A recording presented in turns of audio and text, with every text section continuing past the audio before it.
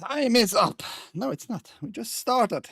Welcome. My name is Ike. This is Switzerland.playit with TAGN, the Angry Game News, daily, 10 a.m. Eastern, Monday through Friday, on Rumble, on YouTube, on Twitch, and Kick. But I focus mainly on Rumble, but I see the other chats too. Just pointing that out.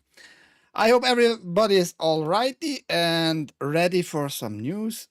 The news were flooded today, and it started yesterday actually, with layoffs, Microsoft layoffs here and there, and that's going to be one main attraction. But what would the world of gaming be without the queers? Huh? We need to take a little look in the world of queerness in Final Fantasy XIV. I'm not looking forward to that, but it is what it is, so let's get going. Ahoy Eden, ahoy Haste, ahoy ouch my junk there on Rumble. More Xbox layoffs announced. Phil Spencer claims they were necessary. The tough times at Xbox are continuing as Microsoft is cutting more Xbox staff and reportedly canceling games. This comes at a time when Microsoft's stock price is soaring and profits are up. Variety confirmed that Microsoft is cutting less than 4% of its global workforce in this latest move, including staff at Xbox. Microsoft had around 228,000 people by the latest count, so the cuts would be around 9,000 people. We continue to implement organizational and workforce changes that are necessary to position the company and teams for success in a dynamic marketplace, a Microsoft spokesperson said. Ahoy Bigus, long time no see. According to Bloomberg, Microsoft's Barcelona-based mobile game developer King is cutting 10% of its staff, which works out to around 200 people at the Candy Crush studio. Cuts at ZeniMax European offices are coming too. So we had already rumors, we couldn't call it really rumors, but we had already reports that a lot of layoffs are going to happen and will continue throughout the whole year. And now we pretty much have solid confirmation, Microsoft telling us, yeah, we need to do it because otherwise no profit, or the profit is shrinked if we have too many people to pay and all that shit.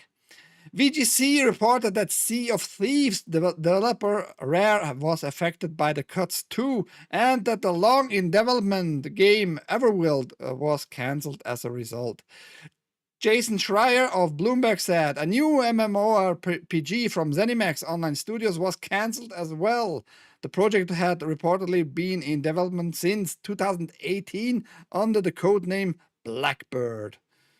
And I didn't take a deep look into every little aspect of this layoff procedure, like which studio lost how many people and all that.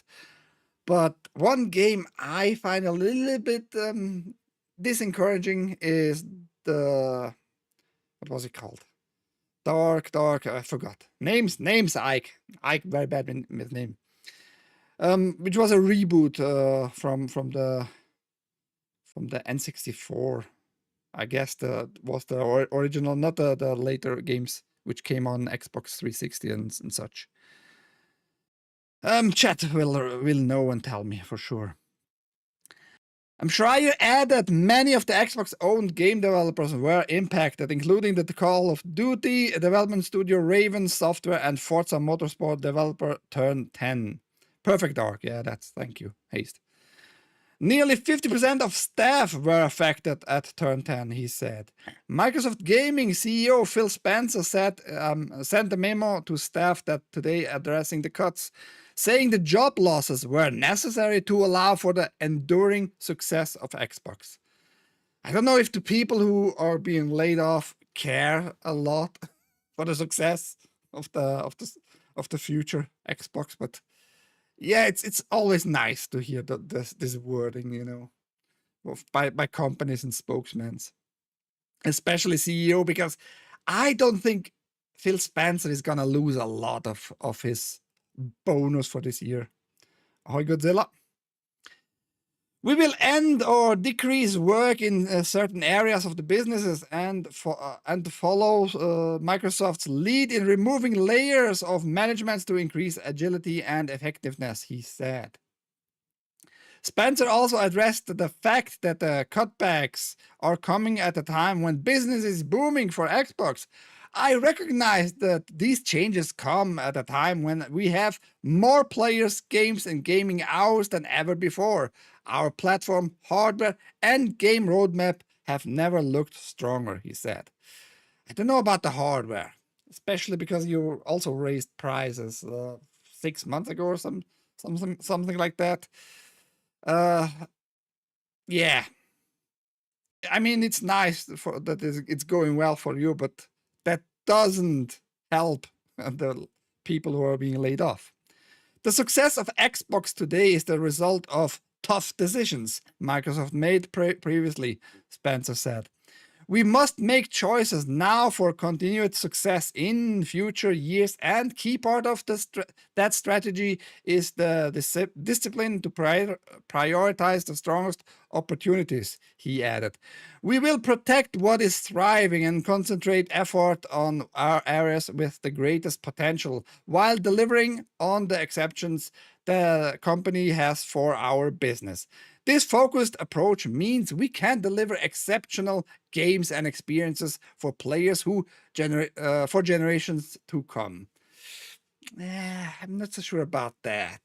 I don't see like major hit which are beloved, like a really beloved the past 2 years by Microsoft and by any of those studios they bought up and all that. I don't see like those major big games, you know. I just don't see it. And when you cancel a game that was in development since 2018 already, that's really tough for some people. They worked for 6 years plus, and you just say, yeah, fuck that. We wasted money on that project. Yeah, just forget it. It doesn't look like it's something is coming out of it. Xbox is lucky it's still around. Yeah, that's what I mean. It's not like super selling. The price rising didn't help, in my opinion. You can have the best platform, but that means nothing if you have a bleeding user base. That I'm not sure if they have a bleeding user base. I think they have a lot of game passes, for sure, subscriptions, but they need to raise prices soon enough. I think soon enough. Did you get enough sleep, Ike? Not really, but that doesn't change that I need to do my news. And we had a pretty much interesting news the last 24 hours, so I'm glad I can cover some. At least some of the layoffs and studio closures at Xbox are believed to be part of a wider cost-cutting program at Microsoft that has resulted in many thousands layoffs over the past 2 years at the company. Or is it believed? Or it is believed? I'm pretty sure I know it is the result of all that. Oh, jeebus. Microsoft Gaming CEO Phil Spencer previously said the company needed to cut Xbox staff to be sustainable business. Xbox President Sarah Bond gave an answer many were not pleased with as well regarding the job cuts. Microsoft's latest round of layoffs comes amid profitable times for the company. For Microsoft's latest quarter, the company reported net revenue of $70.1 billion. And a big portion is, of course, the Xbox, but it's all the whole Windows experience and selling licenses to OEM seller of notebooks and PCs and all that.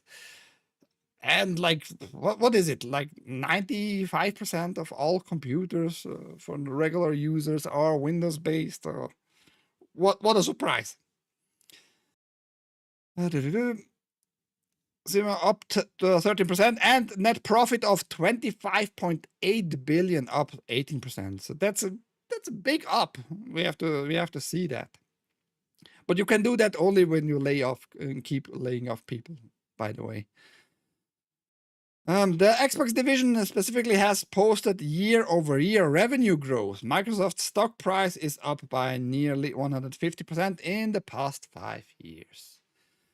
Let's see how long that goes well, because even such a big company like Microsoft, if they do like one bad move, they could get out of business overnight, you know? If they have not enough staff and publish a product that is so bad that people just move along. It can happen overnight. In a half a year, the company could vanish. Not very likely in the next 5 years with Microsoft, but I'm just saying.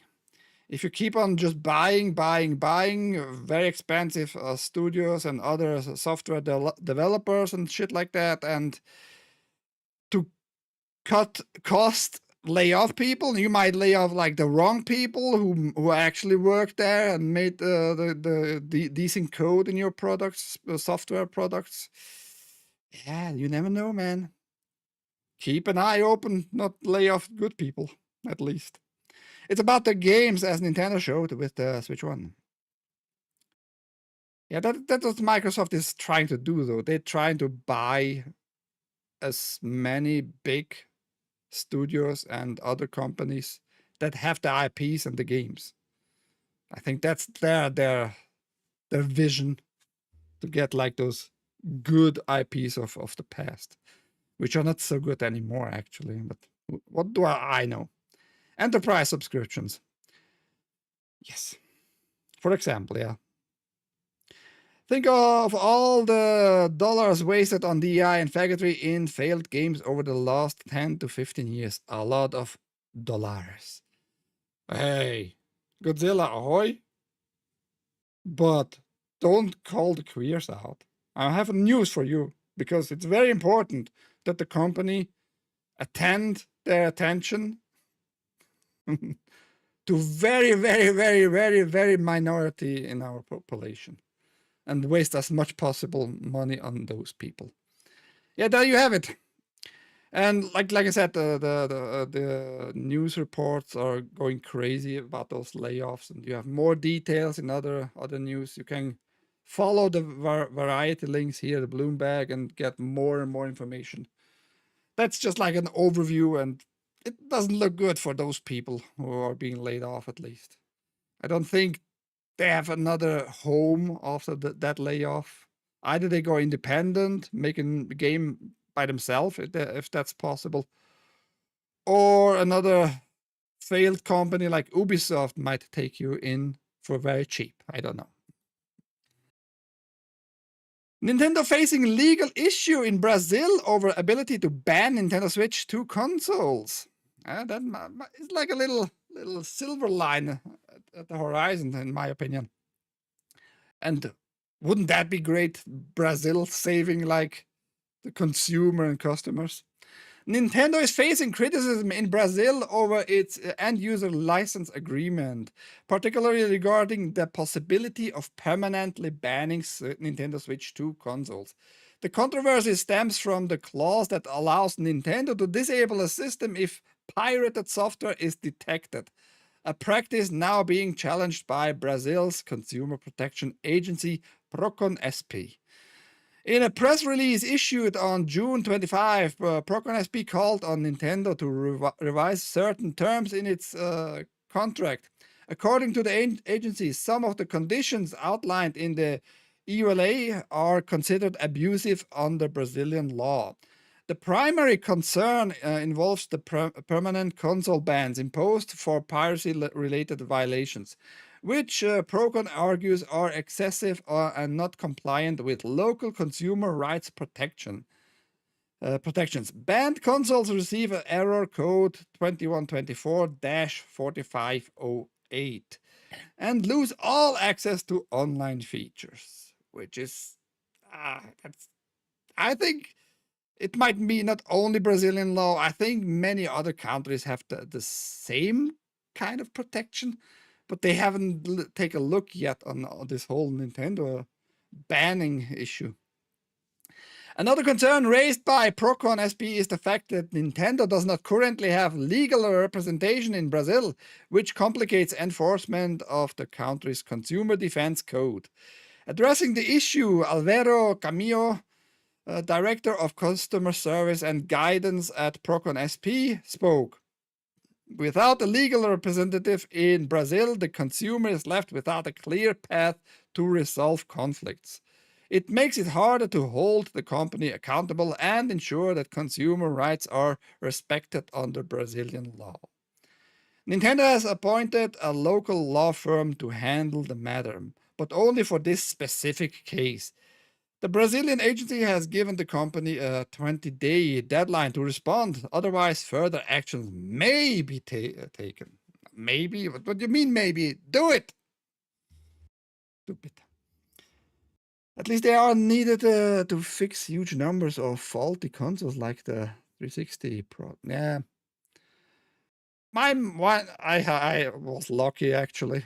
I remember that we had a lot of returns in our shop of mainly Xbox 360, that's true. Some PS3, but not a lot of those actually.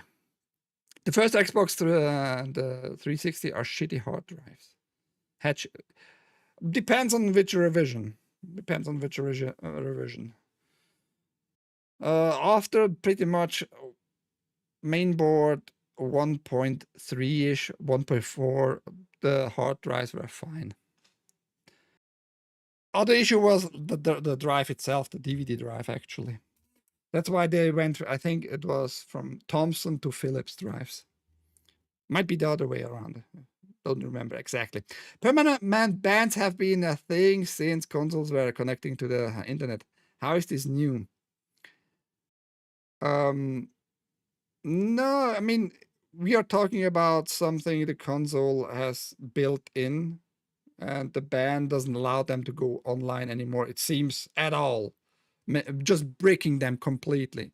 That's pretty new. That's Nintendo telling you what you can do with your hardware is a little bit super fucking scummy and shitty, in my opinion. So that's the issue here. They are not telling people exactly what they are doing, you know. We're gonna come back to the ban stuff, because we had the story about a user who supposedly just changed a name. Who just changed Nami? Wait, why is this not showing up?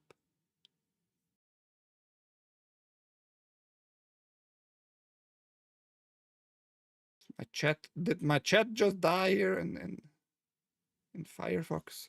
It looks like. For a brief momente. If a console can run modified hacks, I would like that system banned, not to deal with aim hacks and cheats. You can do that on the game level itself, but like cutting it off completely from all online services is another beast, haste, I think. And that's the issue here with the Nintendo Switch 2. It is even more locked down, at least with older consoles. You could still use the console after an account was banned, or you could still add a new account to the device. The Switch 2, the device will become a brick. Yeah, that's the issue. That's one of the issues. The console is, in that sense, broken. Even if you bought like games on the eShop, you can't connect anymore to the eShop. You can't re-download the games you bought and all that. It's a broader issue, haste. It's not just. I talked about that already. It's not an issue only about removing the hackers, and I don't mind those in games, fucking cheaters and that. I don't mind to ban those, but you need to do that, I think, on the game level, not on the whole system level, and making it a brick. If you don't have cartridges with the full game on it, the console is useless. Good news! I think it's good news. We had the story about Stop Killing Games and this pirate software developer, this Nepo baby, right? Who made the whole mess out of it. At least it looked like it at the beginning, but it looks good now because more eyes on this story. Stop Killing Games fights to stop publishers from revoking access to full-priced products. There have been a few instances recently of publishers rendering full-price games obsolete. The Crew is perhaps the most famous example, a game designed to be played online, which had its servers shut down in 2023. And like, you couldn't play this game at all without internet connection. And it's not like an online game, which is weird, right? But that was one of those games. This means if you own a copy of the release on Blu-ray, it's utterly worthless these days, as you can't play it at all. Stop Killing Games has been appealing to local governments to put a stop to this practice, and the campaign is picking up pace ahead of its 31st July deadline. At the time of writing, an impressive 822,211 have signed a petition appealing to the European Union to incorporate new legislation against the practice. The UK government already discussed this issue in Parliament and concluded the following. There are no plans to amend UK consumer law on disabling video games. Those selling games must comply with existing requirement in consumer law and will continue to monitor this issue. However, the appeal for Britain's lawmakers to re-evaluate is continuing at pace, and the government may be forced to revisit this issue in the near future as a consequence. PewDiePie, the legendary YouTuber, recently spoke out in support of the petition, giving it fresh enthusiasm over the past few days.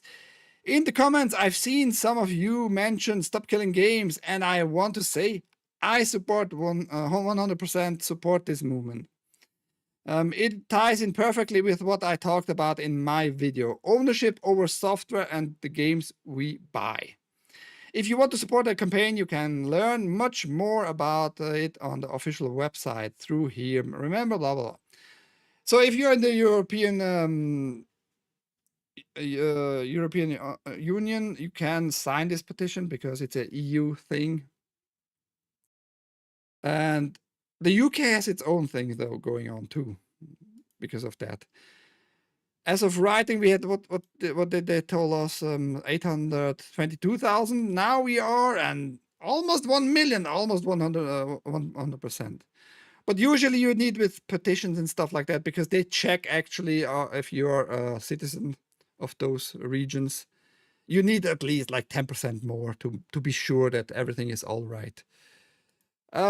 With the UK, we are nicely over it. So it might be a nice sign that the legislators have to work for their fucking tax money they get by the taxpayers.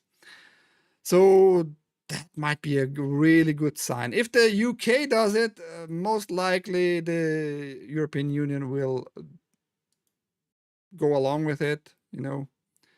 And we might get games in the future who will be able to be playable offline only completely, and they need to find old or new ways of protecting their software otherwise. You might remember just putting the CD to have the CD in the drive. That was enough. Why not? Or a one-time activation, and if you don't publish the game anymore, if you don't produce it anymore, if you don't support it anymore, that's fine. Just make a patch that you can play it offline. And keep the patch just on your web page and available for the gamers. How about that?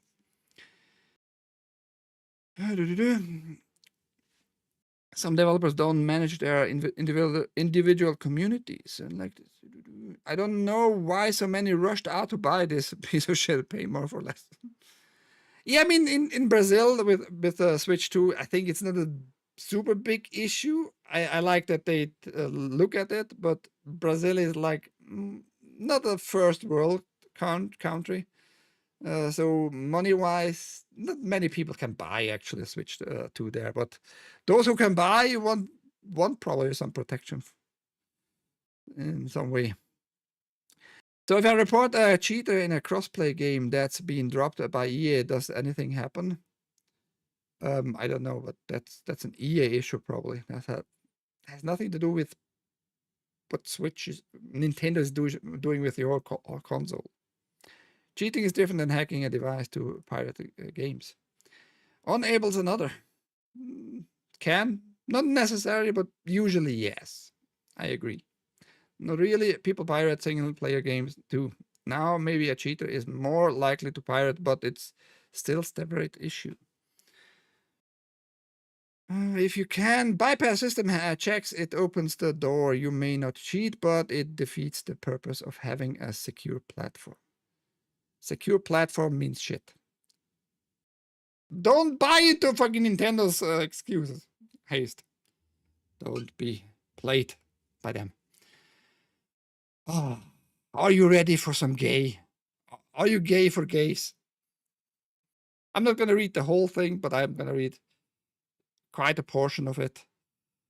I'm just kind of fascinated how much focus some gay people put in their articles. I'm kind of fascinated. Kind of crazy, but it is what it is, man. Final Fantasy XIV's queer community at the importance of chosen family. And I'm going right away showing you this guy, Ed Nightingale. He likes to make long articles, and he likes to point out the queerness in video games and all that. He loves that. And would you know, that's how his profile looks like. He, him, and the flag. What a surprise. And he's very gay himself. Anyhow. Hello, Eurogamers week of features celebrating the intersection of queer culture and gaming continues today as Ed Nightingale. I don't think that's his real name. I think that's his gay pride name, whatever. Examines the importance of chosen family as seen through the eyes of Final Fantasy XIV's thriving LGBTQIA+ community. You forgot the two S fucking at the front. Are you? What the fuck, man? The two S's, the two spirits, guys. You forgot those. What a bigot piece of shit. To catch up on everything you might have missed this year and in Pride Weeks past, you can visit our Pride Week hub. They have a whole hub, yeah. That's how it looks like. All kinds of gay articles about how gay the world really is, and we need to be seen, and we need more gay kisses in games, and it's crazy. And like many of those people are at Eurogamer loving deeks, even if they have an own deek, if you know what I mean. As a lifelong fantasy fan, Final Fantasy fan, I, like many queer players, have always been fascinated by the series' distinct fantasy realms and their colorful casts of spiky-haired, magical, occasionally cross-dressing, and sometimes wonderfully non-human characters. I didn't play like all Final Fantasy games, but the cross-dressing I haven't really witnessed a lot myself. I think he tries to point out at Final Fantasy VII at one point where Cloud Strife had to put on a dress to protect his two girls because he went into the slums and tried to get another girl back.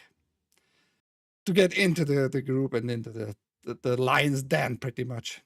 I think he's pointing that out. So I don't know more Final Fantasy game that have so much cross-dressing going on. So whatever, dude.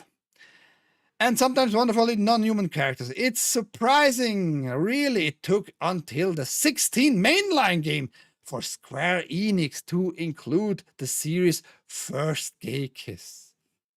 I didn't know about that. I had no idea, but thank you for fucking telling me. I haven't seen that. Now I never want actually to play Final Fantasy 16. I heard otherwise it was an okay game. You might enjoy it and stuff like that. But now I will stay away. Good job there, Ed Nightingale. Ganus. I was watching something this morning about accidentally based game. Accidentally. Like Liberty Prime in Fallout was supposed to make fun of patriotism, but it is super based. Well, many queer players. Cloud snuck into the whorehouse dressed as a woman, yes. Oi, Folsom! Final Fantasy VII is the only one I can think of had cross-dressing in it, but there was a purpose for it. It wasn't put in just to push an agenda. That's what I mean. And I like you're pretty much confirming my experiences. Like I don't know any other Final Fantasy. I haven't played all of them, but I don't know about cross-dressing. And it had that purpose. He wanted to sneak in as a woman to protect my favorite game. He needed to protect Tifa? Get Tifa back? Who cares at this point? But it has a purpose, very, very right. There's a part in FF9 that makes fun of queers, kind of. Okay. Haven't played that through, though. That's why when I was lucky enough to attend the Final Fantasy XIV Fest events in Las Vegas and London in 2023, I was struck by the diversity and kindness of the games community. These regular community events, which I described as being like a theme park for its passionate community, theme park, are where the developers reveal more about forthcoming expansions and updates and provide players with a place to meet one another in real life. The fan walls were littered with endearing messages, while cosplayers of all sorts attracted awe. And free companies, the game's equivalent to player guilds, hung out in person. It's kind of a tight-knit community vibe that's simply an extension of the game itself. Yeah, that's the reason why they gather there. Furries probably, that's whatever, dude. It's so weird. And he goes on and tells us about a few stories. I'm not going to read like the whole text. I'm going to read a little bit about some stories. Just to show you how full of queer this game is. The best part of it, to me, is that it's not something that anyone makes a big deal about. It is just, says Tamriel Mom. Not only the mother of a trans child, sure, you are a mother of a trans child. And is that trans child maybe like 5-year-old and couldn't identify as male or female, and now it's trans, right? But the self-described internet mom of a group of Final Fantasy XIV players.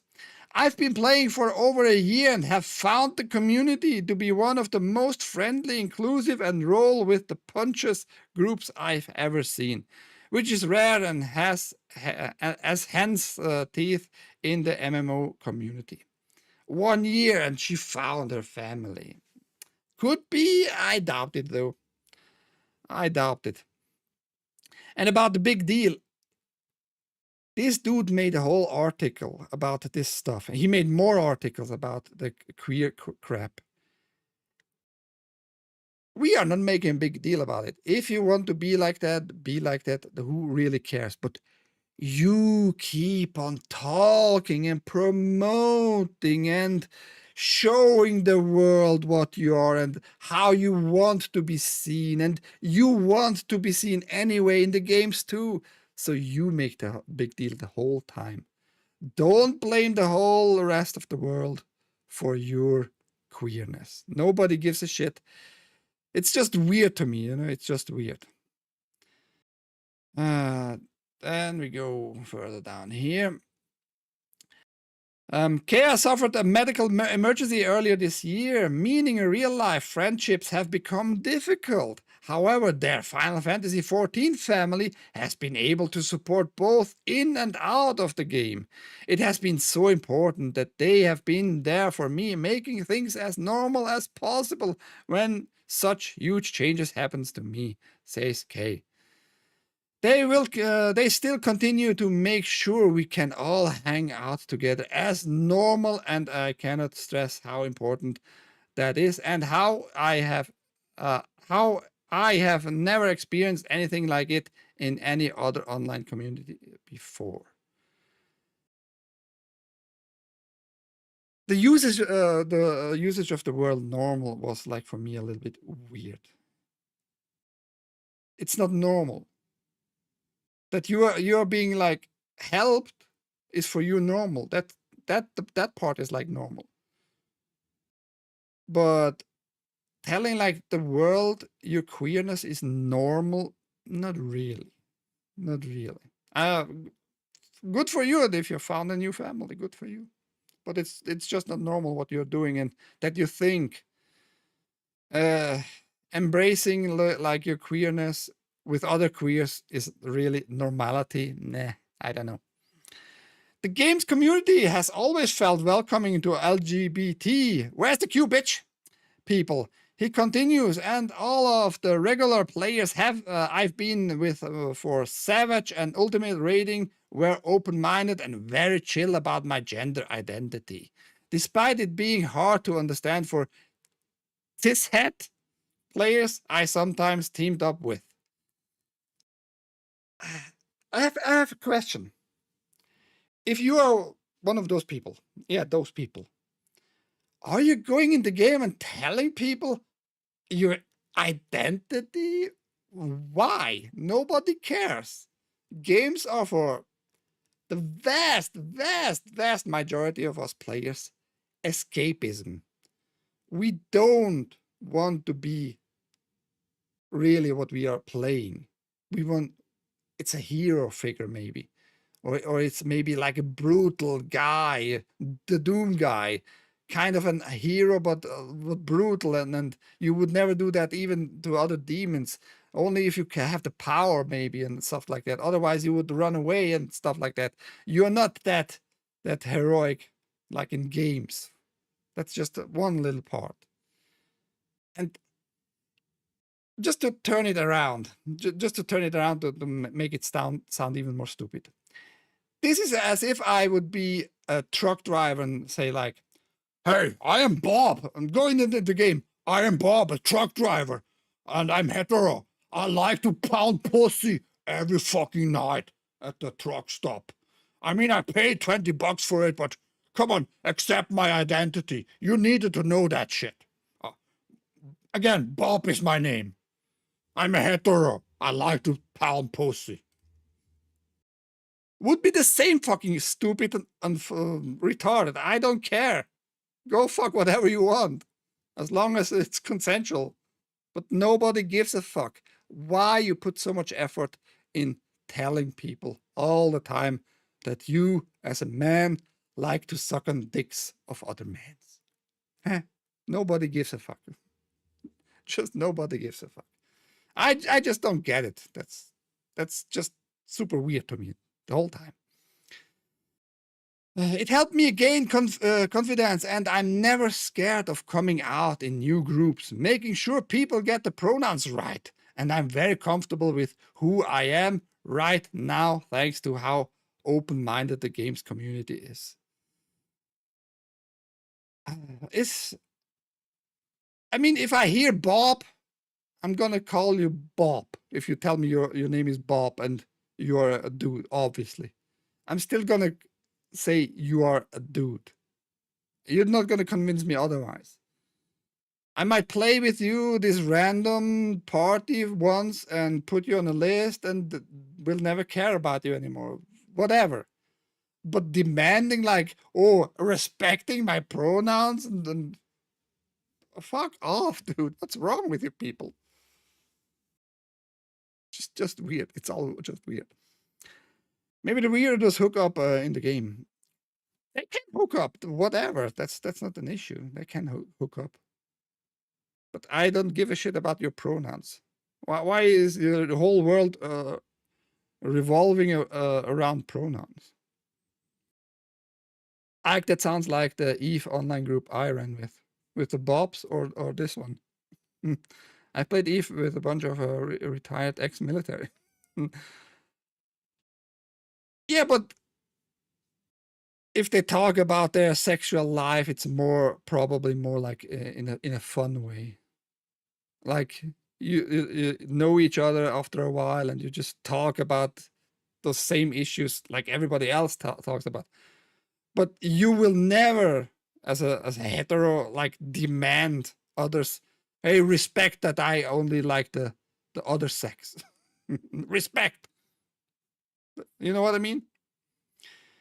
Only queers want to wear their sexuality on their sleeve and talk about how they like to get off in public.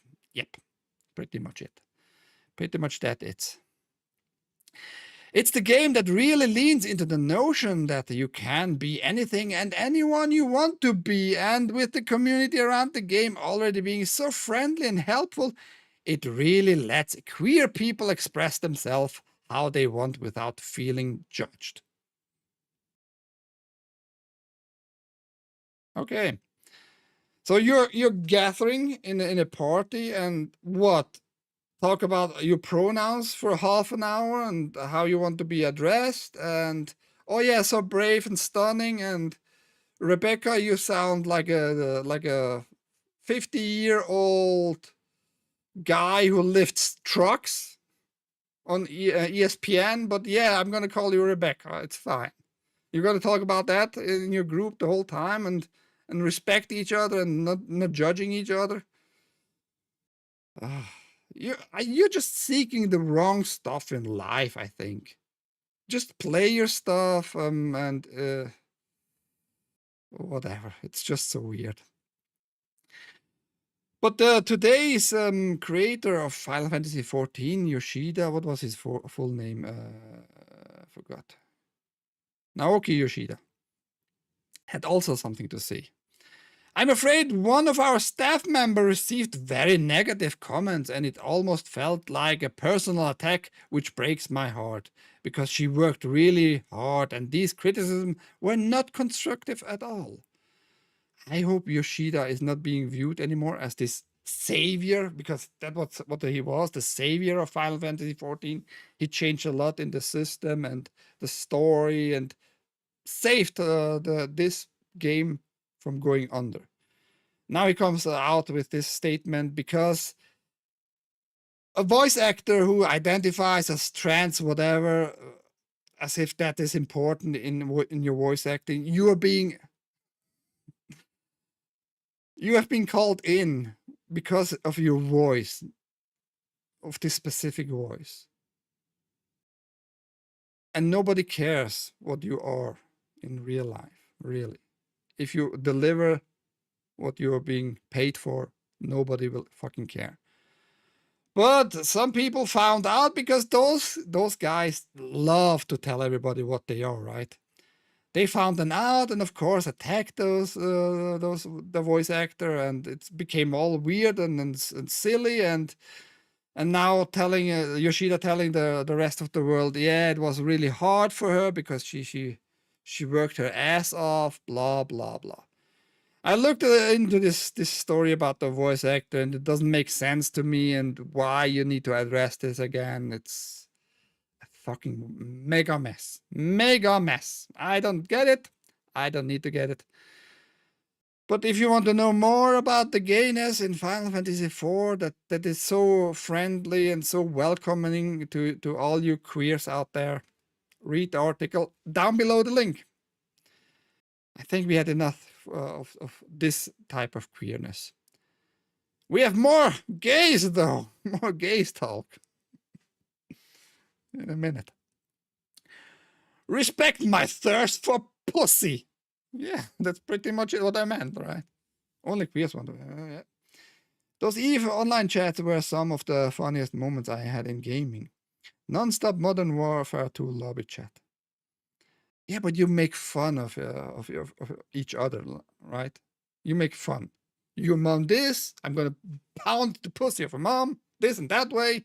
I'm gonna call her tonight and we're gonna go eat dinner and then I'm gonna fuck her good. How you like that, Joe? How you like that, Paul? Whatever, right? It's just trash talk. But it's not about, yeah, I'm lonely, I'm hetero, and I love to, to suck on nipples late at night on a hooker I order. No, no straight guys want to hear shit like that from their friends, online friends, because we don't care. It's awkward to talk about your sex life if you mean it like seriously. It's just fucking awkward.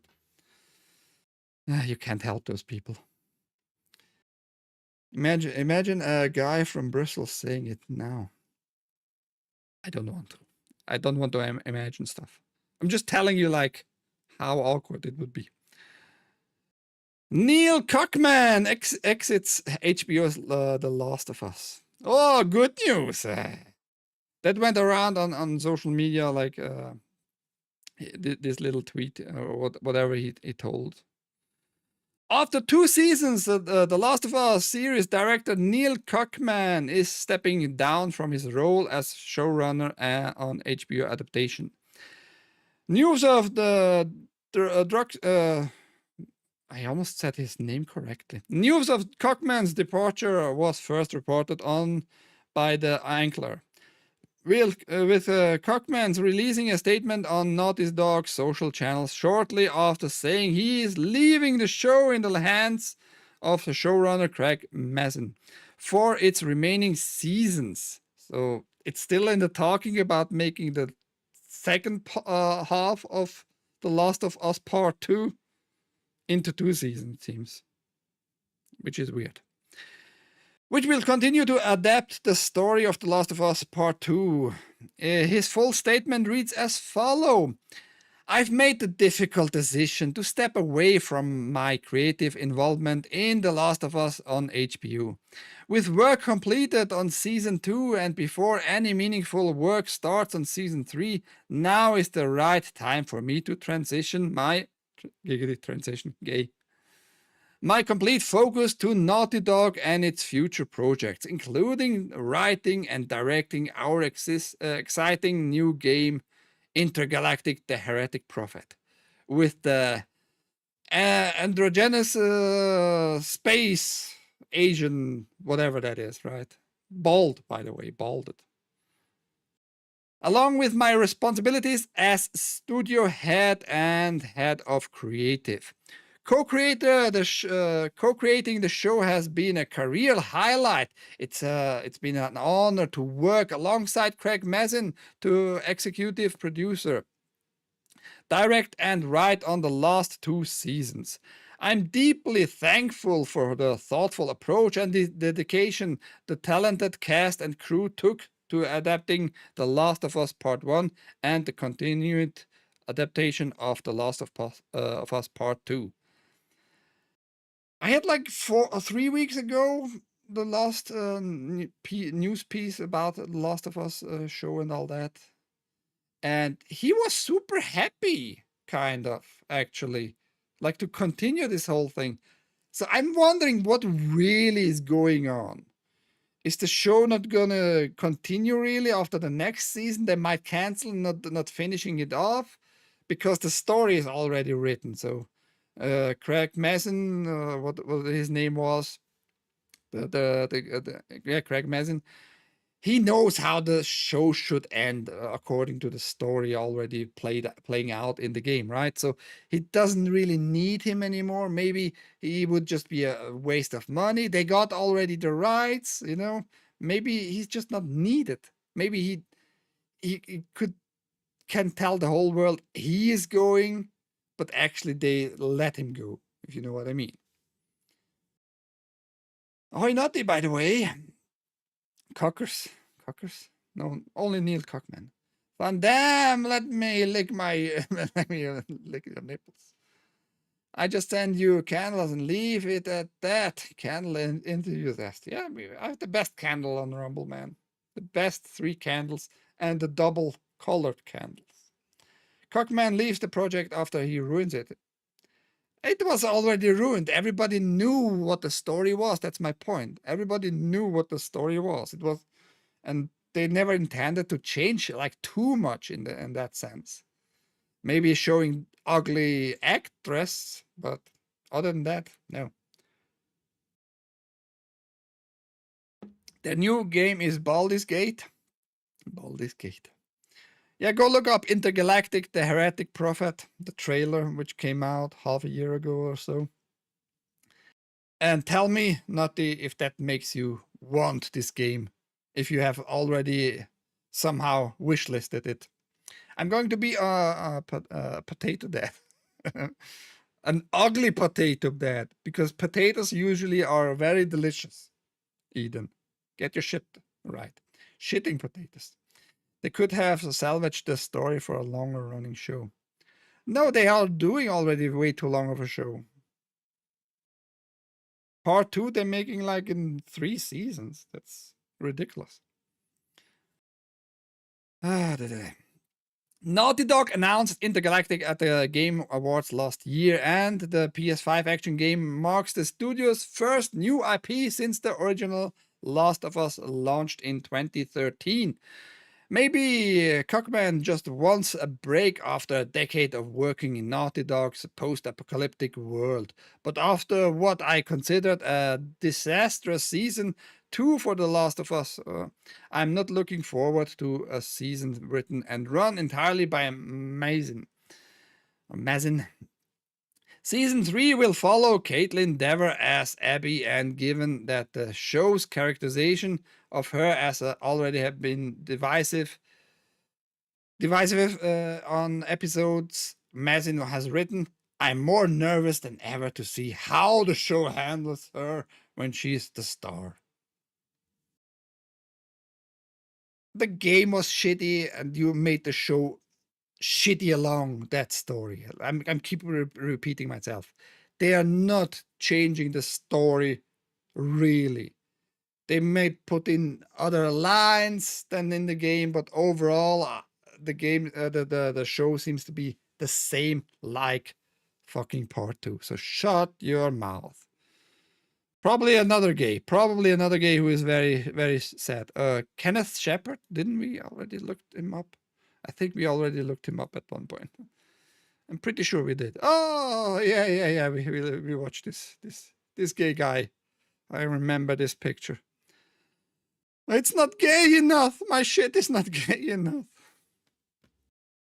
Unbelievable. I think that's good news. Wasting less money, probably, hopefully, season 4 being gonna get cancelled and stuff like that. They're gonna make season 3, but we can have hope, right? Little Ironheart article title. What? We're not gonna talk about Ironheart, really. I haven't watched it, and nothing good came out of that crap. Sacha Baron Cohen, Ali G is Mephisto. Oh, sorry, I spoiled for everybody. I'm so sorry. If you cared at all for Marvel characters, Sacha Baron Cohen, Ali G, or Borat is your Mephisto. There you go. Fetal alcohol syndrome superpower. She is just, I don't know what she is. Nobody should care what she is either. It has potatoes in it, the most versatile vegetable. Is potato a vegetable? Isn't it just a root, actually? Now we just need The Witcher to get cancelled. No, they can make Witcher 4. I'm not gonna buy it or pre-order or anything like that. But what they should cancel is remakes. I'm not wanting those either, so fuck off. Mephisto you. Send yet another message to not F with the fans. The show, I mean. Oh, Witcher? Yeah, what happened to that? They might just like delay and maybe we're gonna hear at one point Yeah, we're gonna cancel it. We can only hope for that too. Susan Lee is following on what is that? On Kick? I don't know any Susan Lee, but thank you. Twinkling is being freed. Oh, good news again. Nintendo apparently backtracks. Says you are allowed to call yourself Twinkling, as it works to unban a switch to it flagged by accident. And Sunny something Sunny Oi has followed on Twitch. Yeah, I'm always a little bit skeptical about usernames with numbers. People know. To unban switch to it flagged by accident. Yeah, go suck a D. Lying Nintendo. A better world is possible after earning a seemingly permanent Switch 2 console banned the player forever, now associated with the username Twinkling, says they're being freed. As it turns out, it would seem the striking username had nothing to do with it at all. Or at least so it's claimed. In case you somehow missed the initial kerfuffle, and what a delight for you, as you now get to catch up. Reddit user and Nintendo Switch 2 owner ForNow24 previously shared on Reddit that they've earned a console ban, preventing them from accessing any Nintendo services at all on the system. There we go again. The banning. Name, it's already hardware banned, and it seems they can't just unban it. They told him he needs to send in the console, and he gets a replacement and all that.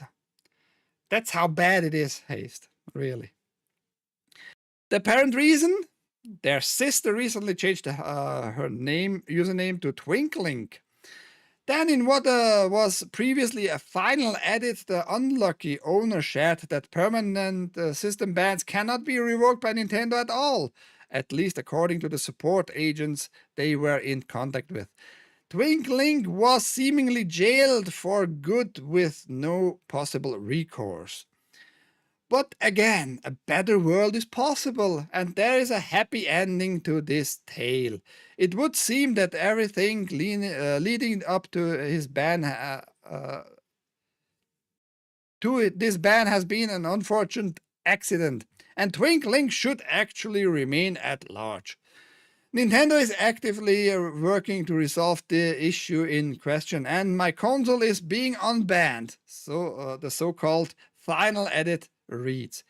It wasn't the username that caused the issue, like the initial support agent claimed. Rather, it was flagged by accident, and as such, they are working to fix it. And that's the main issue. So Nintendo just, according to their end user agreement license, they just can ban your console if they just suspect you by any wrongdoing. And it looks like their console being not only banned on the system server sides, meaning the MAC address, but something is happening to the console itself, because the other way around, you can just delete it from the database, right? To free it up again. So you need to send in the console, but they seem to work something out. And we're gonna need to wait a little bit more. Despite all of the runaround, ForNow24 doesn't seem particularly fussed. I cannot wait to announce when my console is unbanned so I can continue to enjoy this system. What was that? Somebody followed? Oh, on Rob. First, I cannot wait to announce when my console is unbanned so I can continue to enjoy this system, as it's made to be played. A reply from them in the original thread reads, with friends over game chat. And using all the gamer words because the game chat can't translate in real time. Not translate, transcribe. Maybe also translate, who knows. How you like that? And that's the original article. Both is linked down below. I talked about that last week. It's just interesting. Just interesting, this whole issue. Nintendo just can ban people and claim accidents, and you're just being there and can't do shit for weeks and weeks and all that. That's just not cool. That's just not cool. And they admitting it's an accident, but you're still being left out of the fucking gameplay in that meantime. I talked about this a little bit, and it's gonna be probably an issue too for Nintendo Switch. Accessory manufacturers claim Nintendo Switch 2 has encryption that break third-party docks. According to a report from The Verge, Nintendo Switch 2 has a new encryption scheme and some form of dedicated encryption chip, which has broken third-party docking. The console, of course, comes with its own dock. However, as The Verge points out, Nintendo has also broken compatibility with portable docks that you can take on vacation or to your hotel room, and with video glasses like the X-Real one. The site's report is based on what two accessory manufacturers claim. The USB-C PD, for power delivery stand PD, traffic was also analyzed with a power Z tester, which shows that Nintendo Switch 2 isn't acting the way it should. Attempting to use the console with a third-party dock or hub may refuse to negotiate power or bring about other issues. Switch 2 seems to talk in code that only Nintendo can decipher, whereas USB-C devices tend to operate on standardized set of instructions. Yeah, that's just because it's like the USB connector physically doesn't mean the data is like regular USB data, so to say. All of this has led to a death of third-party docks for Nintendo Switch 2. JSOX, which was planning on for one for the system, has now paused its plans. One dock that does work, at least for now, is the Antec S3 Max, or CVQ TV dock station, since it appears to speak Nintendo's language. Yeah, they might know a little bit more. They might have analyzed the data. They might know, like, push a code to confirm, like, the handshake from the Switch to USB devices. Xreal actually intends to come out with a new Neo device later this year for docking. JSOX believes Nintendo could come out with firmware updates that could further impact third-party docks, though Antec says it could distribute firmware updates for its own dock. You can keep track of more Nintendo Switch 2 news here, blah, blah, blah. So I talked about, I think it was actually the first news cast I did, that one guy tested out a few docks and he had zero success with his third-party docks. And I assumed back then already that Nintendo might like encrypt something in their data stream, so not allowing just any dock to connect to it. And they're gonna claim, yeah, for security reason, we don't want your console to take too much power or something like that. Like, Nintendo's gonna protect your ass, even if they need to break your third-party shit. I named Barrett in FF Niger Fag back in the day. Well, a big what? Lol. Okay, a bit worse. Switch 2 uses a reach around instead of a handshake. Then they have a lot. Just it's a different handshake. It's a hand to penile shake, but it's still a handshake, right? Just one-sided handshake. Didn't some Switch 1 docks break the system? You made the Switch 1 back then? Might be.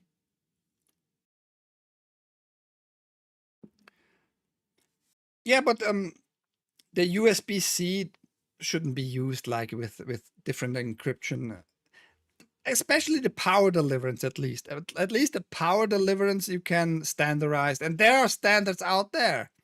If your Switch 2 needs, I don't know, 20 watt minimum, and just tell people 20 watt power delivery adapter, nothing else below will work.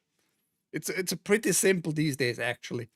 And there are many good good power adapter out there. USB-C PD adapter. I don't know why you need to make a fuss about it and break stuff and have your Nintendo way once more. Like, you are way more special than anybody else, despite using the same connector, you know. And the reason why almost everything is USB-C today is because it's first a pretty stable connector and connection overall, right? But also, what the fuck? What the fuck are you making with this USB adapter and connectivity?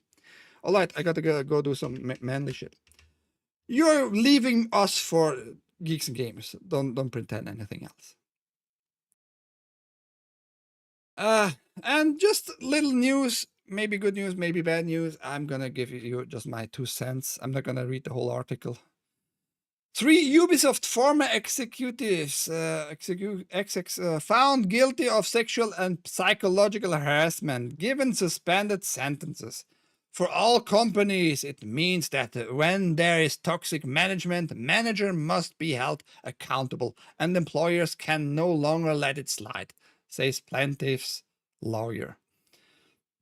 So 3 guys from Ubisoft were sentenced to prison time, but they can be out as soon as they do something else. They're gonna have to sit.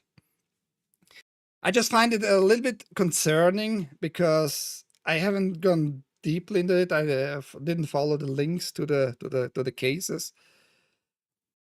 Like, what do you mean with psychological harassment, really? Was it really the case, or are you just gonna make an example out of those people?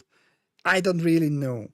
I just find it a little bit worrying overall, because these days, just a joke, a sexual joke to the other gender can be considered as harassment. So I'm not sure how deep this all goes.